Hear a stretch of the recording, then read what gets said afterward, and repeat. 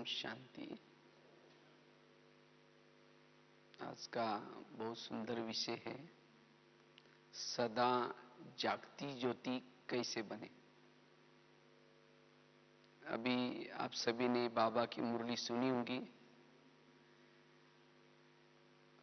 बाबा ने कहा कि सच्ची दिवाली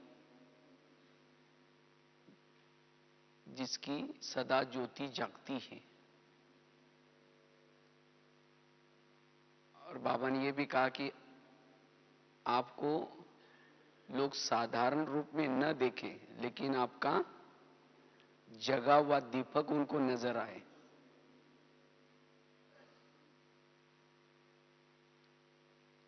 और आगे चल करके हमें उस स्वरूप से लोग देखें, क्योंकि इस स्वरूप की बड़ी आवश्यकता है। क्योंकि जितना हम स्वयं जागती ज्योति रहेंगे, उतना हम दूसरों को भी जगा सकेंगे। जितना हम खुद जागृत रहेंगे, हमारा सदा ही उमंग उत्साह बना रहेगा। जिसका आंतरिक आत्मिक दीपक बुझा हुआ है, अर्थात जिसका ध्येय अभिमान है, उसका उमंग उत्साह नहीं होगा। न सेवा का उमंग, न पुरुषार्थ का उमंग। तो इसलिए बाबा कहते हैं कि वर्तमान समय हमारी ज्योति सदा जगती रहे। जिसकी ज्योति सदा जागृत है, वो वायुमंडल को बहुत अच्छा बना सकता है। जिस जगह पर वो है, वहां का वायुमंडल ऑटोमेटिकली शुद्ध बनता जा रहा है। ये बहुत बड़ी मनसा सेवा है। अगर अंदर से हमारी ज्योति जागृत है, तो हमारा मनसा सेवा है। और जिसकी ज्योति सदा अंदर से जागृत है, उसको खुद को भी अति इंद्रिय सुख मिलता रहेगा। जिसका अंदर से खुद का दीपक जगा हुआ है, उसको खुद को अति इंद्रिय सुख मिलेगा। और जिस अति इंद्रिय सुख के कारण इस संसार की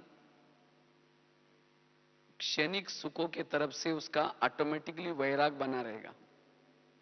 उसको कोई भी चीजें आकर्षित नहीं कर सकती। कब? जिसका अंदर से दीपक जागृत है। जब कभी हमारा जाने अनजाने दीपक बुझ जाता है, थोड़ी सी लाइट कम हो जाती है, तब विनाशी चीजों के तरफ, पुराने संस्कारों के तरफ आकर्षित हो जाते हैं।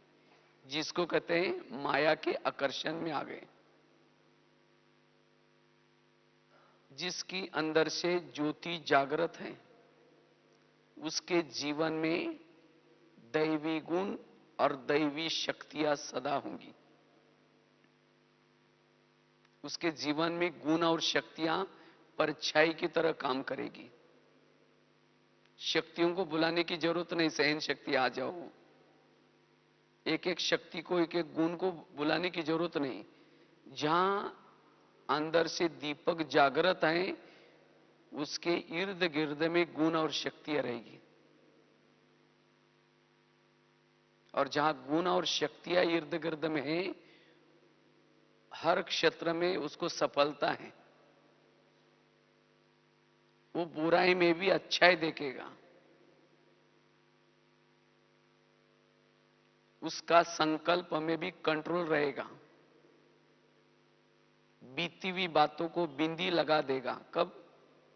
जब हमारे अंदर से जागती ज्योति है।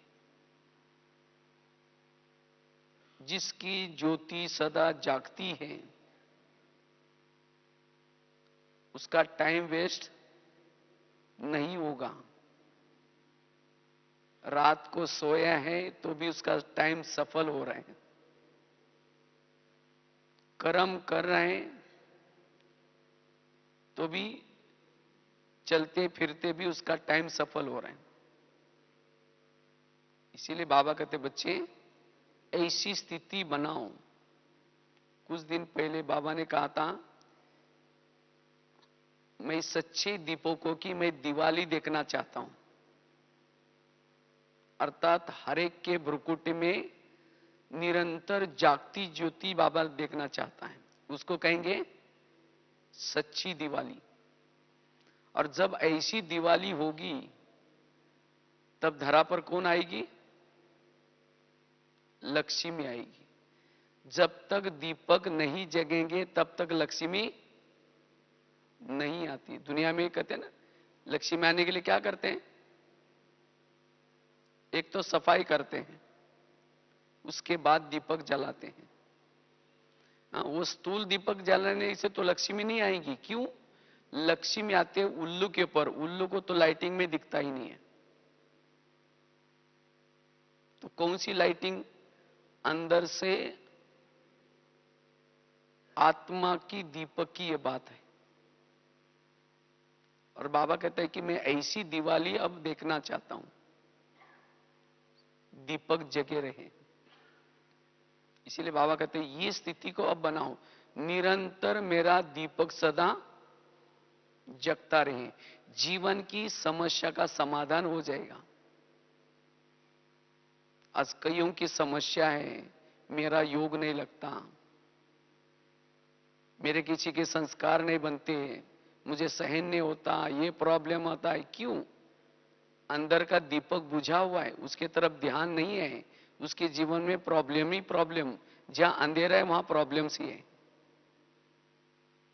दीपक जलाओ, सब प्रॉब्लम्स खत्म हो जाएंगी।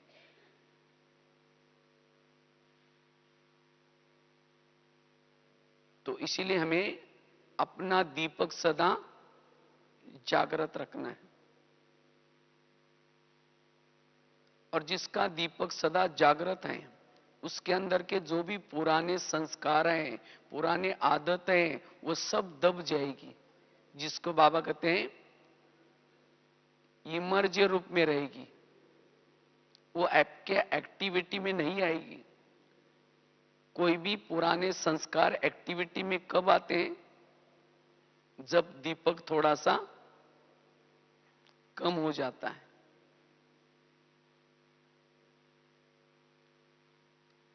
सतयुग में सदा देवी देवता खुश रहते हैं। क्यों? उनका दीपक सदा जागता है। उनको इसीलिए खुशी नहीं कि उनके वो सोने के महलों में रहते हैं, उनके पास बहुत सारी संपत्ति है, उनका शरीर बड़ा कंचन काया है, इसीलिए उनके चेहरे खुश नहीं है। चेहरा खुश इसीलिए ज्योति अंदर से जागृत है।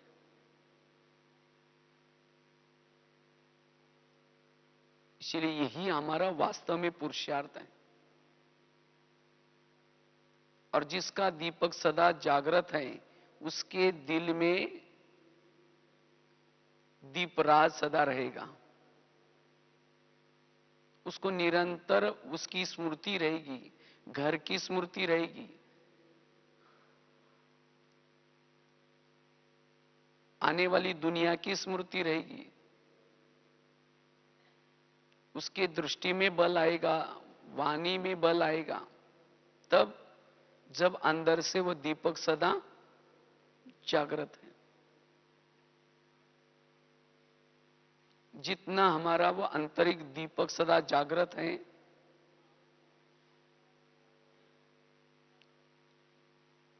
उतना ही हम स्वराज्य अधिकारी स्थिति में टिक सकेंगे।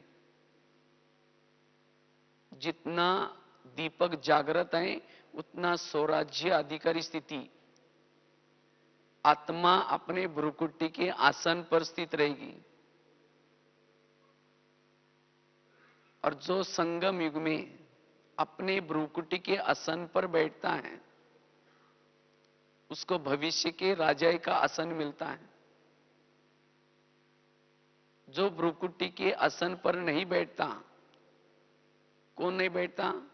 जो सोचता है, नेगेटिव सोचता है, वेरस सोचता है, जिसके जीवन में तनाव है, टेंशन है, वो भ्रुकुटी के आसन का आनंद नहीं लेता।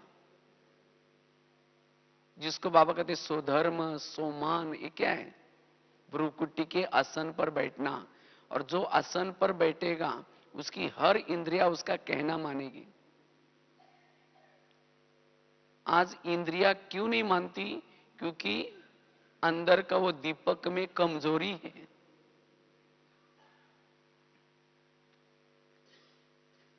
और जितना यहां संगम युग में निरंतर हमारा दीपक जागृत रहेगा, तो भविष्य में यादगार रूप में हमारे मंदिरों में 24 घंटा दीपक जागृत रहेगा।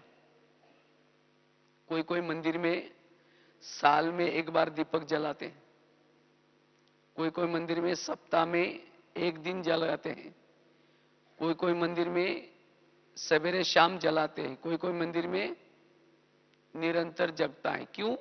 संगम युग में जिन्होंने जैसा दीपक जगाया उसके यादगार बन गए। बाबा ने कहा ना, सबकी दीपक तो जग गया, लेकिन उसका उजेरा कितना है वो चेक करो। जैसे एक होता है जीरो बल्ब, एक उससे बड़ा होता है 40 वोल्ट, 60 वोल्ट, 100 वोल्ट, और भी बड़ा होता है। तो आप चेक करो कि मेरा वो दीपक कहां तक उजेरा फैला रहा है, कहां तक उसके वाइब्रेशन जा रहे हैं। क्योंकि जितना जिस एरिया तक आपकी लाइट जाती है, उतने एरिया के आप भविष्य के राजा बनेंगे। अगर विश्व का राजा बनना है तो आपकी लाइट विश्व तक पहुंचनी है। हमारी दादी प्रकाशमणि दादी जी यहां रहते हुए भी विश्व के कई सेंटर्स पर दादी की पालना का भास होता था। क्यों? दादी की लाइट पूरा विश्व में फैलती थी।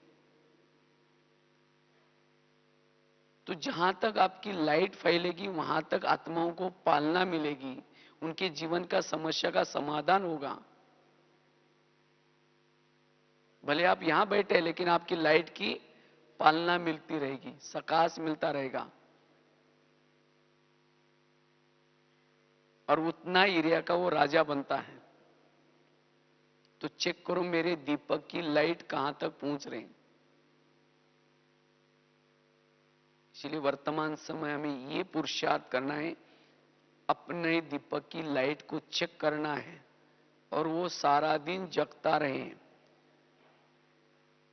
जिसका अपने दीपक के ऊपर ध्यान है, स्वयं का दीपक के ऊपर ध्यान है, उसको आजू बाजू में कौन क्या कर रहा है उन बातों की तरफ ध्यान नहीं रहेगा।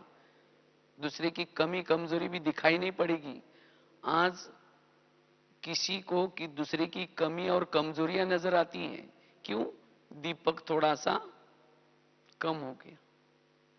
जिसको बाबा कहते दियाभिमान आ गया।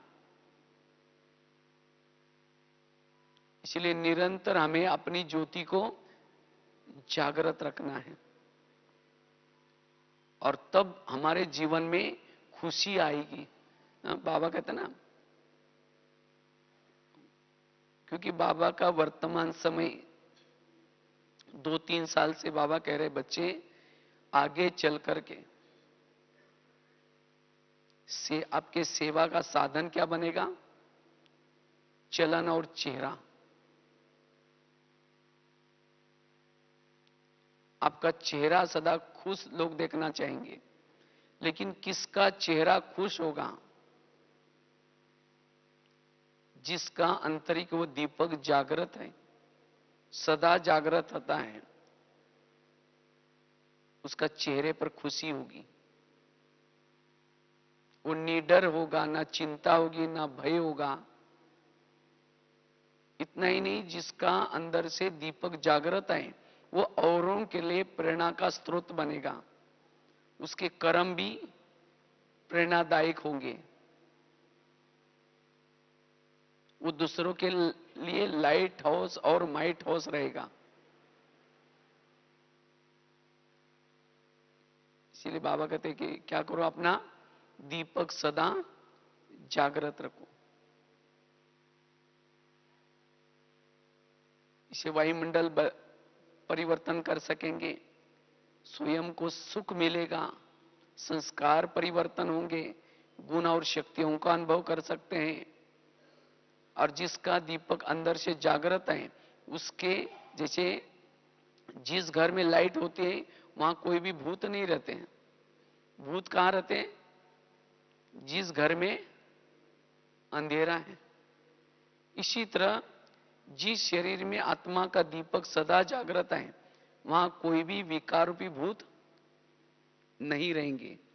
भूत बंगला छोड़ करके ऑटोमेटिकली भाग जाएंगे। इसलिए हमें ये पुरुषार्थ करना है, सदा अपना दीपक जागृत रखना है। तो दीपक जागृत रखने से हमारे जीवन में बहुत सारे फायदे हैं, अनगिनत फायदे हैं। लेकिन सदा वो दीपक जगता रहे, उसके लिए क्या पुरुषार्थ करें, उसके ऊपर कुछ हम चर्चा करते हैं। ये तो आपको महत्व बताया। अगर हम दीपक जागृत रखेंगे तो कितना बड़ा फायदा होगा। लेकिन वो जगता रहे सदा, उसके लिए क्या करें और क्यों दीपक बुझ जाता है, उसका कारण और निवारण। तो सबसे पहली बात है, कभी कभी हमारे मन में निगेटिव विचार चलते हैं। और क्यों चलते हैं? निगेटिव के तो बहुत सारे कारण हैं, लेकिन सबसे पहला कारण है अभिमान। थोड़ा अभिमान आया, दीपक बुझ गया, लाइट कम हो गई। तो इसलिए बाबा ने भी, ब्रह्मा बाबा ने भी शरीर छोड़ने से पूर्व 3 बातें कही थी। बच्चे, निराकारी बनो, निर्विकारी बनो और निरहंकारी बनो। जो निरहंकारी है वही अपना दीपक सदा जागृत रख सकता है। इसीलिए अगर मुझे दीपक को जागृत रखना है तो निरहंकारी स्थिति में रहना है। क्योंकि आज हमारे जीवन के प्रॉब्लम का कारण है हमारा खुद का अभिमान। हम दूसरे को दोष देते हैं कि इसके कारण ऐसा हुआ, इसके कारण ऐसा हुआ। कारण और नहीं है, कारण हम खुद हैं। इसीलिए मुझे नम्रचित का संस्कार धारण करना है। जो नम्रचित का संस्कार धारण करता है उसका दीपक सदा जगता है। क्योंकि जहां नम्रता आई वहां निगेटिव थॉट्स खत्म, व्यर्थ विचार खत्म, वहां समर्थ विचार। और जहां समर्थ विचार आए वहां दीपक सदा जागृत रहता है। इसलिए हमें अपने अंदर के अभिमान को खत्म करना है। क्योंकि मैं 2 प्रकार के होते हैं, एक होता है झूठे मैं, दूसरा होता है असली मैं। जिसके झूठे में जागृत, असली में छिप जाता है। चलो 2 मिनट। तो इसलिए सदा क्या करना है? असली मय को जागृत रखना। असली मय अर्थात आत्मा मय। और उसके लिए झूठे मय जितने भी हमारे हैं, कौन से झूठे मय? मैं ये हूं, मैं पैसे वाला हूं, मैं धनवान हूं, कोई कला होगी, कोई गुण होगा। ये सब हमें बाबा ने सेवा के लिए दिए साधन है, हमारा नहीं है किसका? बाबा ने दी हुई गिफ्ट है। लेकिन कभी कभी बाबा ने दी हुई कला को, विशेषता को हम अपना समझ करके क्या होते हैं, उस कॉन्शियस में जब रहते हैं और जब हमें उस अनुसार किसी ने पूछा नहीं, रिगार्ड नहीं दिया, तो निगेटिव थॉट चलना शुरू हो जाते हैं। और जहां निगेटिविटी आई वहां दीपक बुझ गया। सदा हमारी भ्रुकुटी में अपना दीपक सदा जगता रहे। उसके लिए सबसे पहला पुरुषार्थ है निरहंकारिता, नम्रचित का गुण जीवन में आए। क्योंकि जिसने नम्रता धारण की वो हर जगह पर, हर परिस्थिति में, हर व्यक्ति के साथ एडजस्ट होकर के चलता है। जहां नम्रता आई वहां सब गुण और शक्तियां भी आ गई। इसलिए कहते ना, विद्या विनयन शोभते। हमने इतना ये बाबा की इतनी अच्छी विद्या ली। कौन सी विद्या? वो कोई भौतिक ज्ञान से नम्रता नहीं आएगी, लेकिन जहां स्वयं का अस्तित्व को जाना, अपने आप को पहचान लिया, शिव बाबा को पहचान लिया, तो हमारे में क्या आना चाहिए? नम्रता। अगर इतना दिन से हम मुरली सुन रहे, ज्ञान सुन रहे, तो भी मेरे अंदर नम्रता नहीं आई, मेरा किसी से टकराव होता है, इसका मतलब मैंने अपने अस्तित्व को नहीं पहचाना। मैंने बाबा जो है, जैसा है वैसा नहीं पहचाना। हम कहते हैं हम तो बाबा को तो पहचान लिया, लेकिन ये व्यक्ति ऐसा क्यों करता है? इसका मतलब बाबा को नहीं पहचाना, क्योंकि बाबा ने ड्रामा भी तो बताया है। हर एक का ड्रामा कल्याणकारी है, जो हो रहा है सब कल्याणकारी है, सोचने की आवश्यकता ही नहीं है। बाबा को जिसने पहचान लिया चित्र, जो है जैसा है, उसके अंदर क्या आना चाहिए? विनम्रता। और जब विनम्रता आई, हमारे निगेटिव थॉट्स खत्म हो गए, और जहां निगेटिविटी खत्म हो गई, आत्मा की ऊर्जा बच गई, उससे ज्योति जागती रहेगी। आपको कहने की जरूरत नहीं मैं आत्मा हूं, आत्मा हूं, आत्मा हूं। कहने से कोई ज्योति नहीं जागती, सिर दर्द हो जाएगा। हाँ? नहीं तो कहीं कहते मैं आत्मा हूं, पता नहीं मुझे अनुभव होता ही नहीं है। क्यों सारा दिन निगेटिव सोच रही है? क्यों करता है, कैसा करता है? फिर एक तरफ से आत्मा आत्मा भी बोल रहे, कैसे होगा? इसलिए हमें जो व्यर्थों से बिल्कुल मुक्त है, निगेटिव से मुक्त है, उसकी ज्योति जगती रहेगी, वो सदा जागती ज्योति में रहेगा। और जिसकी ज्योति जगेगी वो औरों को भी जगा सकेगा, और बहुत काल के अभ्यास से अनुभव भी औरों को होना शुरू हो जाएगा।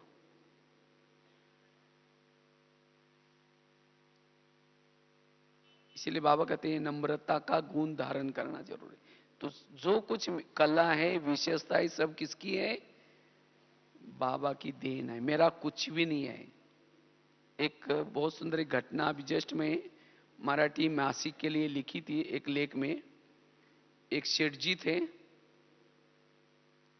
काफी धनवान थे, तो लोग उनकी बहुत इज्जत करते थे। जिस रास्ते से भी जाते थे, जहां भी जाते थे, राम राम, नमस्ते, सलाम, या जो भी कुछ कहते थे। लेकिन उसके बदले वो सेठ जी क्या कहते थे? क्योंकि मोस्टली लोग क्या करते हैं, राम राम कहने के बजाय कहने के बाद क्या करते हैं? वापिस राम राम बोलते हैं, नमस्ते बोलते हैं, वापिस नमस्ते बोलते हैं, सलाम बोलने के बाद सलाम बोलते हैं। लेकिन वो सेठ जी बोलते थे कह देंगे। जब भी उनको नमस्ते या राम राम बोलते थे, वो कह देंगे बोल देते थे। तो सेठ जी तो बहुत बड़े थे, इसीलिए किसी की हिम्मत भी नहीं थी कि आप ऐसे क्यों बोलते हैं। तो एक व्यक्ति ने हिम्मत की, और हिम्मत करके उनको पूछा कि आप हम आपको नमस्ते बोलते हैं, राम राम बोलते हैं, सलाम बोलते हैं, लेकिन आप तो उस समय कह देंगे, ऐसा क्यों बोलते हैं? तो उन्होंने हंस करके बताया, इसके अंदर बहुत बड़ा राज है। कहा कि मैं तो एक बहुत गरीब व्यक्ति था, मेरे पास कुछ भी नहीं था, मेरे को कोई नमस्ते नहीं बोलता था, राम राम नहीं बोलता था, मेरे की तरफ देखता भी नहीं था कोई। लेकिन एक बार एक लक्ष्मी माता मुझे प्रसन्न हो गई, और उस लक्ष्मी माता के कारण मैं अभी सेठ जी बना हूं। तो अभी जो भी नमस्ते करते हैं या राम राम कहते हैं या सलाम कहते हैं, वो मुझे नहीं कहते, वो लक्ष्मी, मेरे पास आई हुई लक्ष्मी माता को कहते हैं। मैं तो वही हूं, जो पहला गरीब था वही हूं। मैं तो कोई बदला नहीं है। तो इसीलिए जब भी नमस्ते बोलते हैं, सलाम बोलते हैं, मैं सारा दिन इन सभी को गिनता हूं और रात को जाकर के जो कमरे में मेरे लक्ष्मी माता का जो फोटो रखा है उनको जाकर के बताता हूं, हे लक्ष्मी माता, आज इतने लोगों ने आपको नमस्ते बोला है, राम राम बोला है, इसीलिए मैं कह देंगे बोलता हूं। इसी तरह आज हमारे जीवन में भी जितनी भी प्राप्ति हैं, चाहे हमारी महिमा होती है, चाहे कोई, ये सब वास्तव में हमारे जीवन में ये प्रभु कृपा है, बाबा ने दी हुई देन है। इसीलिए बाबा की देन के समय अगर मैंपन आ जाए, मेरे को नमस्ते करते, मेरे को ये करते, तब वो व्यक्ति अंदर से मानसिक रूप से डिस्टर्ब होता है। और जो अंदर से डिस्टर्ब होता है वो कभी भी उसका मन एकाग्र नहीं होगा। और जिसका मन एकाग्र नहीं है, इसने मुझे ऐसा पूछा, इसने मेरे को सम्मान दिया, उसकी ज्योति नहीं जग सकती। इसीलिए निरहंकारिता का गुण बड़ा जरूरी है। जितना निरहंकारी उतना सदा आत्मा का दीपक जलता रहे, तब जाकर के वो दीपक। तो कभी कभी ये अभिमान हमारे जीवन में दीपक को क्या करता है, दीपक की रोशनी को कम करता है। इसलिए हमें निरहंकारी बनने की आवश्यकता है। जितना निरहंकारी उतना निराकारी। इसीलिए बाबा कहते बच्चे निरहंकारी स्थिति में रहो, अन्यथा अगर हम मान और शान इसी में रह गए रहेंगे तो सेवा नहीं कर पाएंगे। क्योंकि और आत्मा की तमन्ना बढ़ती जाएगी। इसीलिए बाबा कहते जो भी कुछ दे रहे किसी ने मिल रहा है, ये बाबा के लिए मिल रहा है, मेरा कुछ भी नहीं, मैं हम तो वही हैं जो पहले थे। इसीलिए बाबा कहते बच्चे निरहंकारी बनो। और जितना निरहंकारी उतना निगेटिव से मुक्त, और जितना आत्मा निगेटिव से मुक्त बनती है, जिसका मन एकाग्र है, वो सदा ही निराकारी स्थिति का अनुभव कर सकते हैं। इसलिए हमें निरहंकारी बनने की जरूरत है। दूसरी बात है, अगर सदा हमें आत्मा की ज्योति को जागृत रखना है, उसके लिए सदा स्मृति जरूरी है। स्मृति रूपी बाती, जैसे वो दीपक कब जलता है, जब उसकी बाती तेल में डूबी है। अगर तेल से निकाल करके बाजू में रख दो, दीपक क्या हो जाएगा, बुझ जाएगा। इसी तरह परमधाम भी एक बहुत बड़ा कटोरा है, और हम दीपक यहां जल रहे हैं, लेकिन हमारी बाती कहां डूबी रहे हैं, परम धाम में। परम धाम के बजाय किसी व्यक्ति की तरफ बुद्धि लगाई, कोई वस्तु की तरफ लगाई, कोई और बातों में लगाई, तो दीपक क्या हो जाएगा, बुझ जाएगा।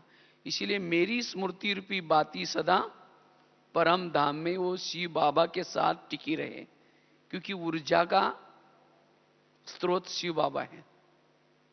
वहां से ऊर्जा आती है स्मृति रूपी बाती से, तब दीपक जलता रहता है। इसीलिए मेरी बुद्धि एक शिवाय बाबा के कहीं भी प्रभाव में ना आ जाए, ना कोई व्यक्ति के प्रभाव में, ना कोई वस्तु के प्रभाव में, ना कोई विकारों के प्रभाव में।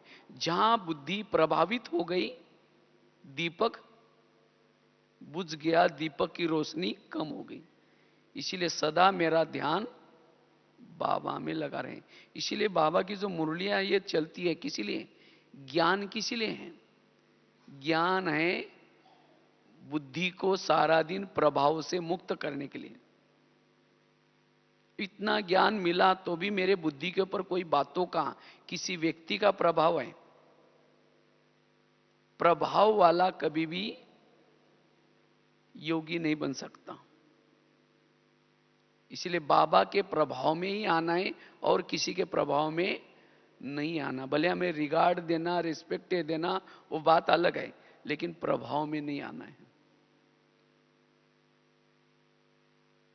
इसलिए बाबा कहते बच्चे, योग हमारा निरंतर बाबा के साथ लगा रहे, अर्थात स्मृति रूपी बाती सदा बाबा की स्मृति रहे।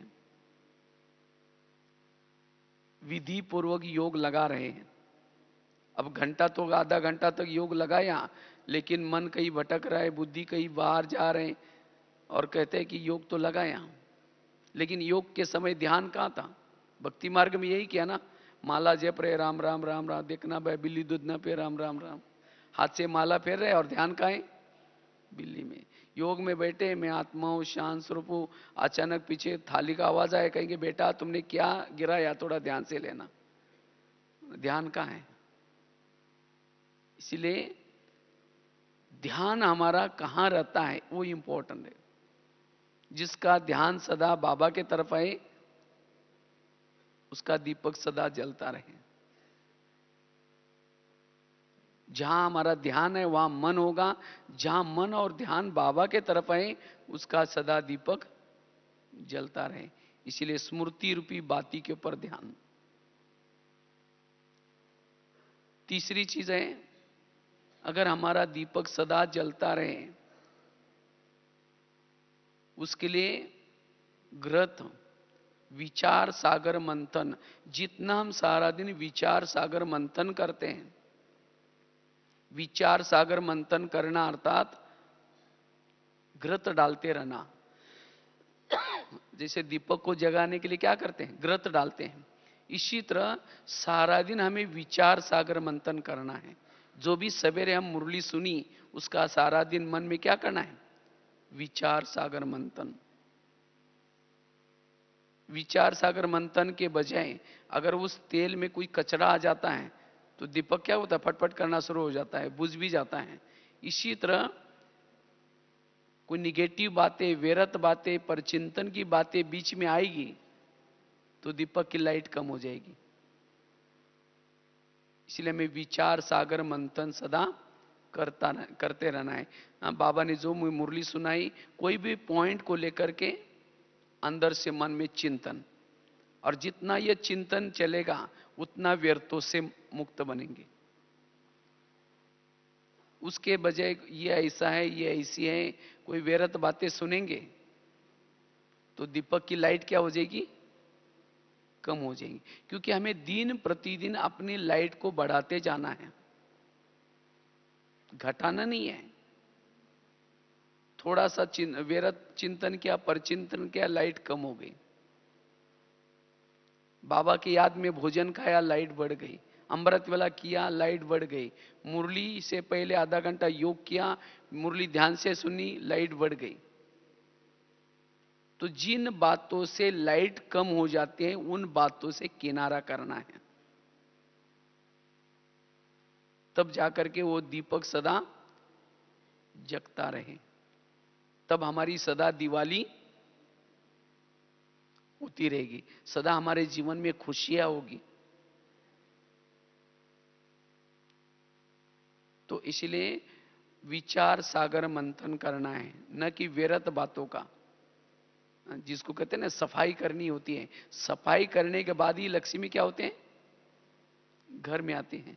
अगर सफाई नहीं है, कचरा है, उस घर में लक्ष्मी नहीं आती। लेकिन विचार सागर मंथन कौन कर सकता है? सरस्वती किसको प्रसन्न होते आते हैं? जो हंस है। हंस अर्थात जो सबके गुण देखता है, विशेषता देखता है, अच्छाई देखता है। क्योंकि सरस्वती मां किस पंछी के ऊपर बैठी है? हंस के ऊपर बैठे।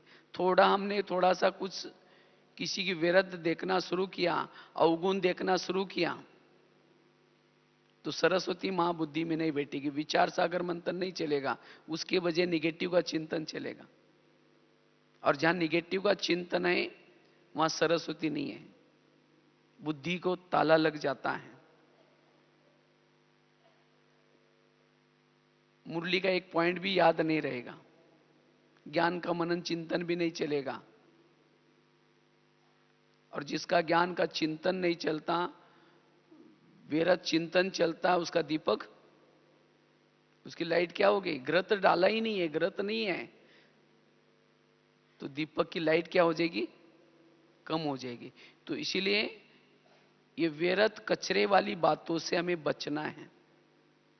सबके गुण देखना है, अच्छाई देखनी है, कभी भी किसी के अवगुणों को नोट नहीं करनी है। अगर कोई आकर के सुनाता भी है तो क्या करना है? अगर कोई घर में कचरा डाल ला करके डालेगा तो क्या कहते हैं? हाँ? कहेंगे हाँ रोज आया करो और जहां पूजा होती है वहां डाला करो, ऐसे बोलेंगे? कोई कचरा डालेगा उसको तो कहेंगे भाई तू उधर दूर दूर जाओ। लेकिन यहां क्या करते हैं, कभी कभी कोई किसी की व्यर्थ बातें सुनाता है तो और नजदीक सरकेंगे, कहेंगे और क्या हुआ? वो उठ के जा भी रहे, कहेंगे बैठो ना, थोड़ा चाय पानी पी के जाओ ना, बताओ ना और क्या हुआ। अगर ऐसी बातें सुनेंगे जहां अस्वच्छता है, वहां दीपराज बाबा कैसे बैठेगा? वो दीपक कैसे जगेगा? इसीलिए दीपक को जगाने से पहले क्या करते हैं? सफाई भी करते हैं। इसीलिए हमें जो अनेक जन्म जन्मांतर से जो किचरा पड़ा हुआ है उसको ही सफाई करना है। वही सफाई नहीं हुआ फिर और भी रोज कचरा डालते रहेंगे तो क्या हो जाएगा?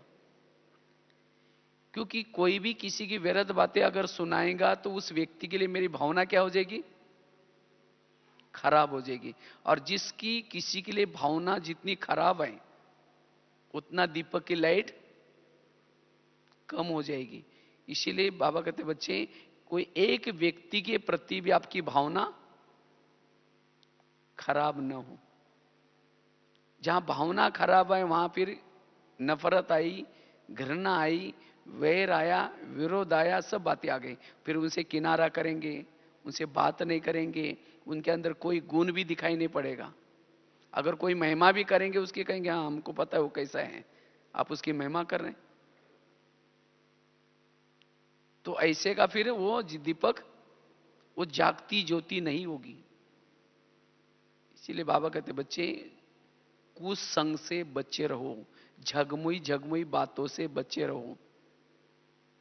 जो झगमुई झगमुई का ही चिंतन चलेगा, घृत नहीं होगा तो दीपक की लाइट कम हो जाएगी, जागती ज्योति का अनुभव नहीं होगा।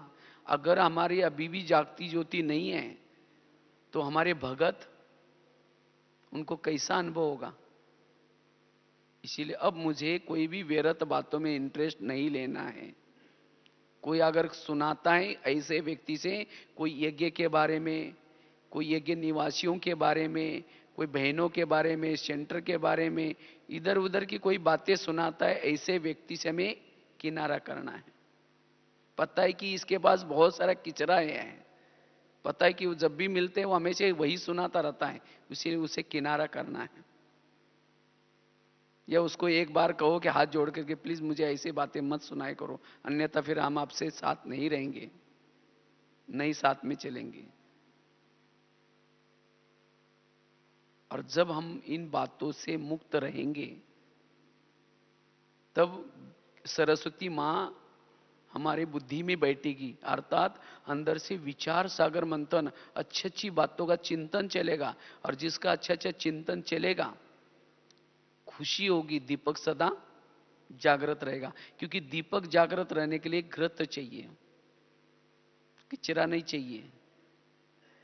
और वो घृत मिलता है विचार सागर मंथन करने से। इसीलिए हमें सारा दिन क्या करना है? विचार सागर मंथन करना है, व्यर्थों का चिंतन नहीं करना है। और तब हमारा दीपक जगता रहेगा। और जिसका दीपक जगेगा ऐसा ही फिर उसी के घर में लक्ष्मी आएगी। अर्थात ऐसी आत्मा जहां लक्ष्मी आएगी उसी दुनिया में आएगी वो। इसलिए बाबा कहते बच्चे अंदर से वो दीपक जलता रहे। इसलिए पर चिंतन, व्यर्थ चिंतन से हमें क्या करना है? थोड़ा सा किनारा करना है। तो कितनी बातें बताई, ये प्रैक्टिकल आपको बातें बता रहे। मैं खुद भी मेरा अपना अनुभव आपको बता, अगर समझो मैं कभी जाने अनजाने कभी अगर मेरे से हो भी जाता है किसी का थोड़ा सा परचिंतन कुछ किया, उसी दिन वो आत्मा अभिमानी स्थिति गायब हो गए, वो दीपक का अनुभव नहीं होता। इसीलिए तुरंत मैं जब रात को चेक करता हूं, तुरंत अपनी दिनचर्या के ऊपर ध्यान रहता हूं कि आज मैंने कुछ सुना या किसी के लिए भावना खराब की, तो बाबा के सामने सवारी करके बाबा मेरे से गलती होगी, मुझे माफ करना, और फिर आगे नहीं होगा वो प्रतिज्ञा लेता हूं। इसलिए ये बातें आत्मा की लाइट को कम करने वाली बातें हैं। जब बाबा उन आत्माओं को पसंद करता है, बाबा को आत्मा अच्छी लगती है, तो हमें भी अच्छी लगनी है। इसीलिए पर चिंतन व्यर्थ चिंतन से मुक्त। पहली बात बताई, अभिमान से मुक्त, निरहंकारी स्थिति, नम्र चित्त के संस्कार। दूसरा बताया, हमारी बुद्धि रूपी बाती एक बाबा के प्रभाव में रहे, बुद्धि सदा बाबा के तरफ रहे, कोई व्यक्ति के तरफ कहीं और प्रभाव में ना आए, वो ध्यान। तीसरी बात बताई, पर चिंतन करने वाले व्यक्ति से दूर रहे, पर चिंतन की बातों से हमें दूर रहना है। चौथी बात है, अगर सदा हमें अपनी ज्योति को जागृत रखना है, उसके लिए जो रोज बाबा ने जो दिनचर्या में खास, एक तो अमृत वेला का योग, क्लास के पहले का योग, और साथ में मुरली, ये सवेरे सवेरे 3 बातें सभी ब्राह्मणों के लिए दी है। तो इन 3 बातों की तरफ थोड़ा सा ध्यान, क्योंकि सवेरे सवेरे अगर ये 3 बातें हम करते हैं, अमृत वेला का योग थोड़ा सा मेहनत करके करते, जागृत होकर के, क्लास के पहले थोड़ा सा टाइम निकाल करके, जैसे कि वैसे क्लास के पहले थोड़ा योग में पहुंच जाते हैं, और साथ में मुरली सुनते हैं। अगर ये 3 चीजें करेंगे तो सहज, हमें मेहनत करने की जरूरत नहीं, आप अनुभव करेंगे हमारी भ्रुकुटी में वो दीपक जल रहा है। ये 3 चीजों से हमारा मनोबल बढ़ता, आत्मबल बढ़ता है। लेकिन आजकल कई भाई बहनें तो इन बातों में थोड़ा सा ढीला बन जाते हैं। अमृत वाला ढीला करेंगे, कोई ना कोई बहाना बता देंगे, या क्लास के पहले कहेंगे नहीं बहन जी थोड़ा सा क्या होता है, थोड़ा घर में पानी आता है, थोड़ा ये आता है, कोई ना कोई बहाना करेंगे, क्लास के पहले योग में पहुंचेंगे नहीं, और सीधा आकर के मुरली सुन के जाएंगे।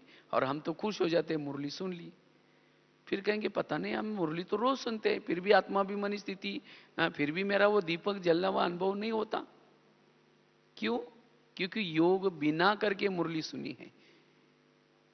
अगर मुरली का सचमुच आनंद लेना है, मुरली से आपको बल प्राप्त करना है, उसके पहले जो बाबा ने जो नियम बनाए, चाहे मधुवन में भी नियम आए, चाहे सेंटर पर भी नियम आए, लेकिन हम इन बातों में कभी ढीले बन जाते हैं।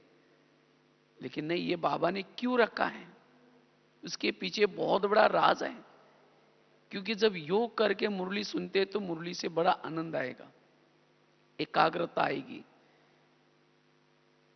तो इसीलिए ये 3 बातों के ऊपर विशेष ध्यान देना है। और जो ये 3 बातें करते हैं, उनको सहज ही वो दीपक जगा हुआ या अनुभव होगा। अमृत वेला, क्लास के पहले का योग, और साथ में ईश्वरीय महावाक्य। नहीं तो आजकल क्या करते हैं, कहेंगे बहन जी हमारे घर में तो पीस ऑफ माइंड में आई, उसमें हमने सुन ली, कहीं व्हाट्सएप में सुन ली, कहीं मोबाइल में पढ़ ली, अब सेंटर पे तो जाएंगे नहीं, तो कैसा वो दीपक जलता रहेगा। ये तो बाबा ने जो साधन बनाया, चलो दोबारा एक बार रिवाइज होने के लिए, लेकिन ऑफिशियली हमें क्या करना है, सेंटर पर जा करके योग करके, फिर बहनों के द्वारा मुरली सुनने से वो बल मिलेगा, ताकत मिलेगी, हाजिरी भी आपकी लगेगी अच्छी।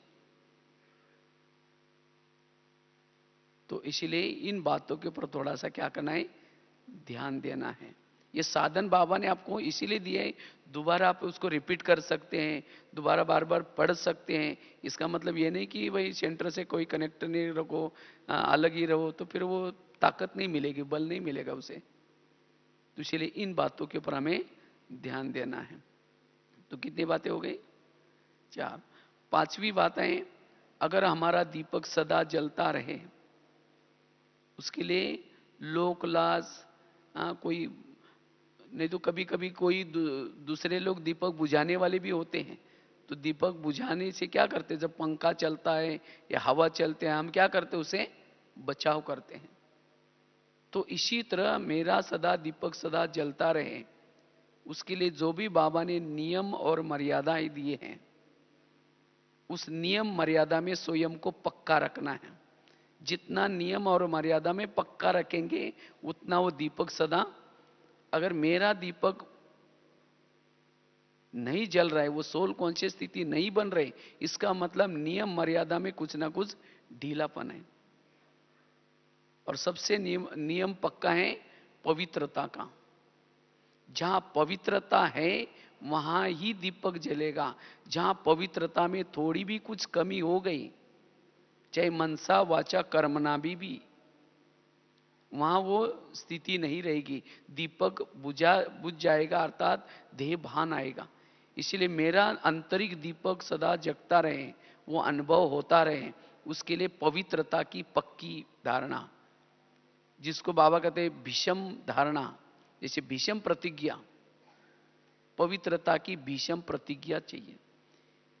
क्योंकि जितना जैसे पवित्रता है उतना वो दीपक जलता है। जैसे स्थूल में भी कोई दिया होता है, उसके अंदर केरोसिन होता है।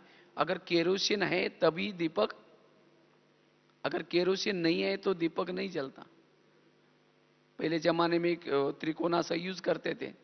तो इसी तरह हमारे शरीर एक दीपक है, दिया है, और इसके अंदर तेल है पवित्रता। तो जिसके पास जितनी पवित्रता की संभाल की है वो सहज ही निराकारी स्वरूप का अनुभव करेंगे, सदा अनुभव करेंगे मेरा दीपक सदा जागृत है। तो इसलिए पवित्रता को हमें कभी भी माया के वश होकर के, अलबेलापन वश होकर के, चाहे मनसा वाचा कर्मणा, पवित्रता में पक्का रहना है। और जितनी पवित्रता पक्की है उतना वो स्थिति का हम अनुभव कर सकेंगे और इससे बहुत सारी सेवा कर सकेंगे। इसीलिए हमें इन 5 बातों की तरफ क्या करना है, अच्छी तरह ध्यान देना है। अगर ये 5 बातों के ऊपर ध्यान रखेंगे तो सहज ही हम अपनी भ्रुकुटी में सदा ही जागती ज्योति का अनुभव कर सकेंगे।